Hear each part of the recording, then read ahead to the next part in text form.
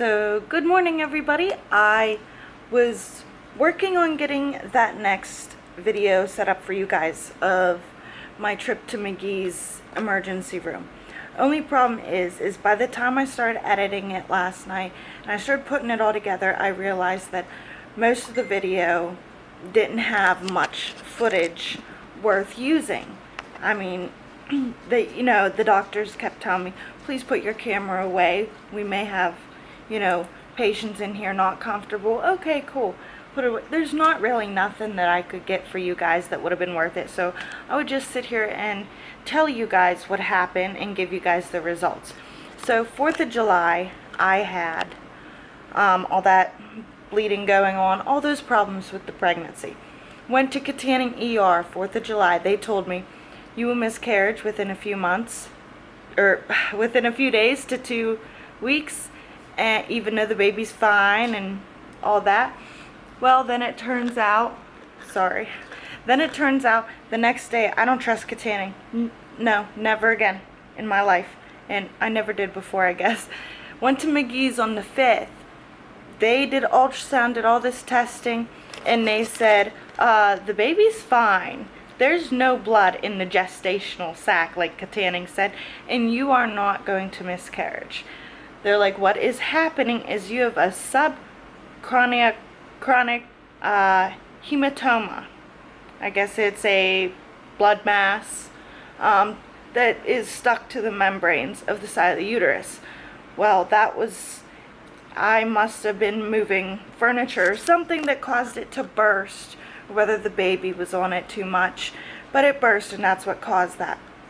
They told me I am not allowed any sex, nothing above 10 pounds of lifting or pressure.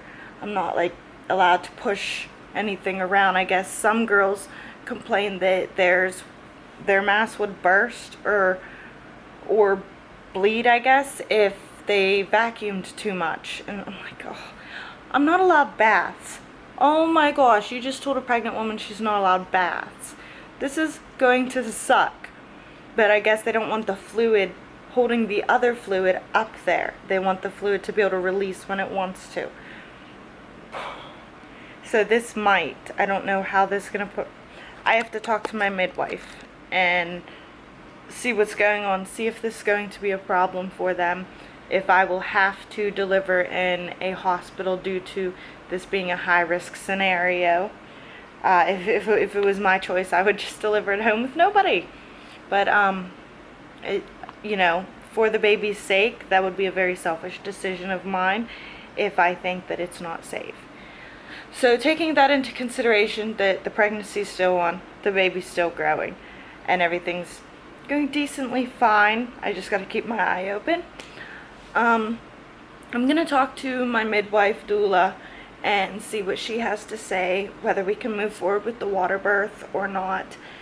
And I will update you guys on that. My arms are getting tired. I'm switching back and forth. Anyways, we're going to try all that and see how that goes. And I'll keep you guys updated on that. There's really not much I've been doing. Back to being, stuck in the house. And I did go and get some King Buffet from Indiana yesterday, takeout. I still have more than half of it in the fridge. I can't finish it. But another pregnancy update.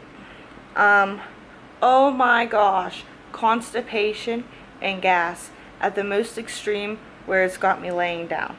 I also just realized that because of the constipation and gas and the pains I'm getting in my back and stomach from it, and then the cramps I get right before I start bleeding from the hematoma, is causing me to eat barely to nothing, which is then causing me to be tired due to taking the path of anemia. I'm not getting enough in me. This is turning out bad. I've been trying to at least eat some yogurt to keep something in my stomach, so I haven't really got to enjoy my Chinese, which I love Chinese.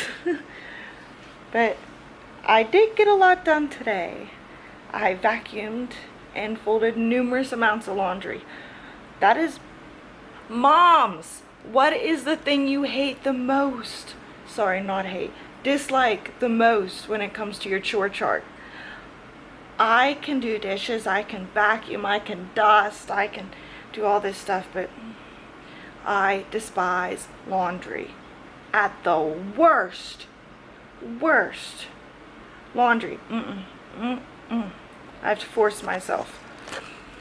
But that is the update on, thanks to Magee's for setting this straight.